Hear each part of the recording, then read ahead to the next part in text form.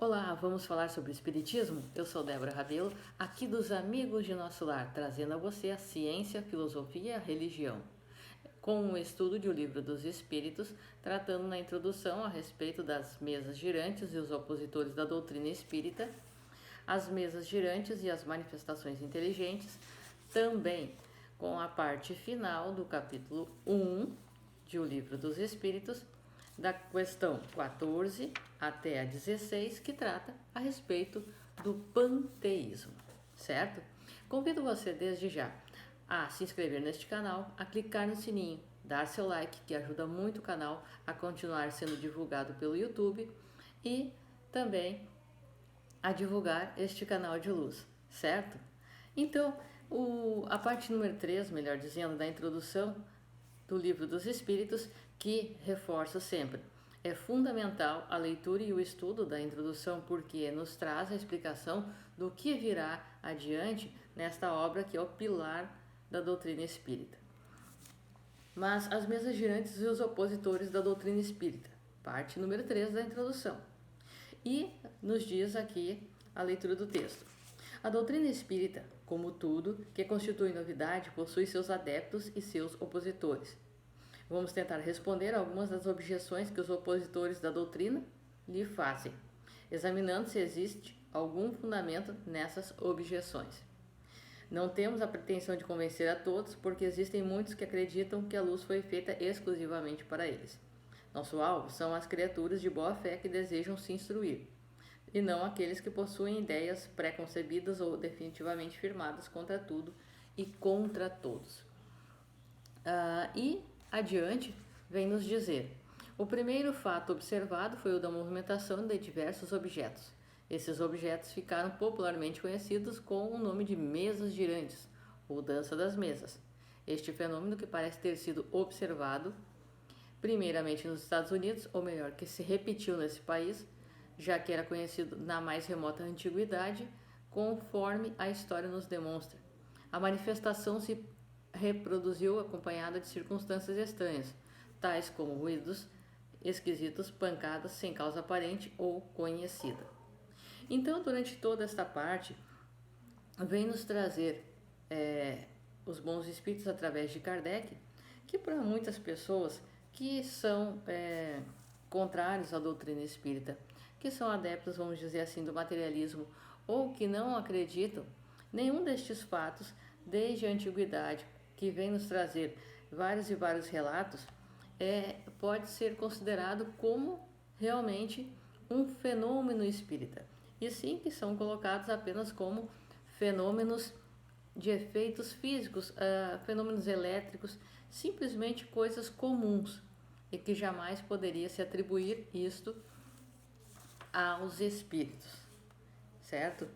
E aqueles que simplesmente se colocam neste ponto são respeitados, todos têm a sua opinião, seu direito a discordar, a não acreditar. Tudo fica dentro daquilo que é lógico, é fundamental, porque cada um tem os seus conhecimentos, a sua evolução, o seu estágio evolutivo e a sua condição de querer acreditar ou não. Há aqueles que acreditam que a vida cessa com a morte do corpo físico, se extingue tudo e ponto final. Ok, se assim lhes preenche o sentido da vida, mas para outros, para nós, não. A vida não cessa com a morte do corpo físico. O que acontece é apenas este corpo se destrói, mas o meu espírito, a minha alma, permanece e ela irá prosseguir no seu crescimento espiritual, na sua evolução, correto? E a parte número 4, então, da introdução de O Livro dos Espíritos, vem nos falar sobre as mesas girantes e as manifestações inteligentes. E nos colocam a espiritualidade. Se os fenômenos que observamos tivessem ficado restritos aos movimentos dos objetos, teriam permanecido nos campos das ciências físicas. Mas não foi isso que aconteceu. Não foi isso que ocorreu, melhor dizendo. As manifestações nos colocaram no caminho de fatos incomuns e especiais. E aí vem nos descrever, ao longo desta passagem, que houve fenômenos e houve a intenção dos espíritos em se manifestarem, em se comunicarem, estabelecendo uma forma para esta comunicação. E vem conhecido também, muito bem conhecido, muito bem colocado, é descrito aqui, quando no parágrafo diz: este conselho foi dado simultaneamente nos Estados Unidos da América, na França e em diversos países. Eis os termos que foram utilizados em Paris no dia 10 de junho de 1853, a um dos mais fervorosos adeptos da doutrina e que, há muitos anos, desde 1849, se ocupava com a evocação dos espíritos. Vai buscar no quarto ao lado a cestinha, prende nela um lápis, coloca-a sobre uma folha de papel e põe seus dedos sobre a borda da cesta. Alguns instantes após, a cesta começou a mover e o lápis escreveu, de forma bem legível, esta frase: proíbo expressamente de transmitir a quem quer que seja o que acabo de dizer. Da próxima vez que escrever, escreverei melhor. E nos dias a seguir: a natureza e a forma do objeto ao qual o lápis era amarrado não tinham a menor importância para isso. Por isso, muitas pessoas se utilizaram de uma prancheta pequena, por ser esta muito mais cômoda. A cesta ou a prancheta só podem ser postas em movimento sob a influência de um médium. Os médiums são pessoas dotadas de uma força especial e que conseguem fazer a intermediação entre os espíritos e os homens. Então vem nos trazer essa diferença, vem nos trazer essa explicação, que as mesas se moviam, sim, por mais que houvesse magnetismo da parte das pessoas ali, mas havia sim uma causa inteligente, uma força que auxiliava e que, somada junto a isto, faziam com que as mesas se movessem. E aqui já vem descrever ao que posteriormente vem dar encaixe ao item número 5, que fala sobre o surgimento da psicografia, porque já demonstra a intenção clara e descrita de forma exata dos espíritos em se manifestar, em utilizar aqueles que aqui estão na Terra como intermediários entre o plano espiritual e o plano terreno, ou seja, os médiuns. Não são pessoas acima de todas as outras, não são pessoas infalíveis, não são pessoas melhores do que ninguém, muito pelo contrário. Em geral, os médiuns são aqueles que mais faliram nas suas encarnações anteriores e que vêm reencarnados portadores da mediunidade para o reajuste da sua evolução espiritual e para auxiliarem também e principalmente a si e aqueles que eles prejudicaram, certo? Então, nós vamos finalizar o capítulo número 1, passando agora a nossa parte das questões, das perguntas, com um estudo a respeito do panteísmo. E nos diz, então, a observação,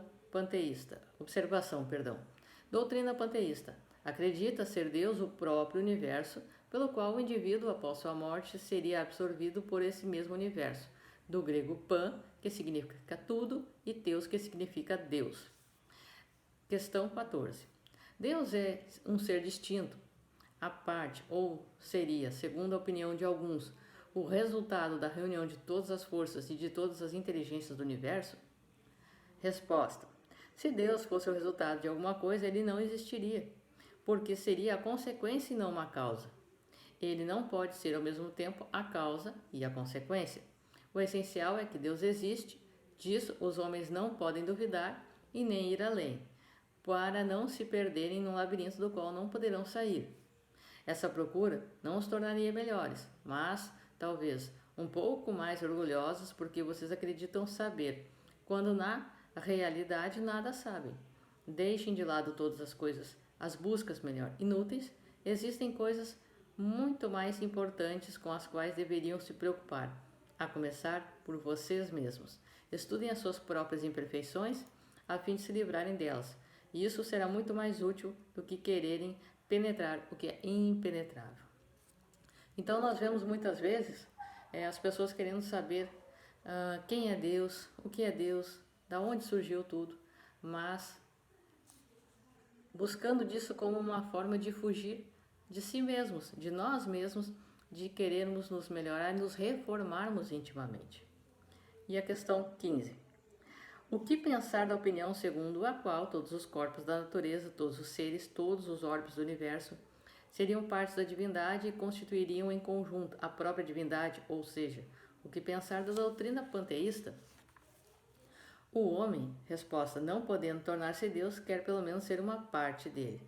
Nós somos filhos, nós somos seres criados por Deus, simples e ignorantes, como mais adiante veremos, todos destinados à perfeição, à felicidade, sim, e passo a passo caminhamos nesta direção. Se pegamos um atalho e fugimos da linha reta, temos uma nova reencarnação para andar mais um pouco em linha reta, mas cabe a nós buscarmos esta evolução. Questão 16. Os que acreditam na doutrina panteísta pretendem encontrar nela alguns dos atributos de Deus. Sendo infinitos os mundos, Deus também o é, não existindo vazio ou nada em parte alguma. Deus está em toda parte, estando Deus em toda parte, já que tudo é parte integrante de Deus, ele dá a todos os fenômenos da natureza uma razão de ser inteligente. O que pode se opor a esse raciocínio? A razão? Resposta: a razão.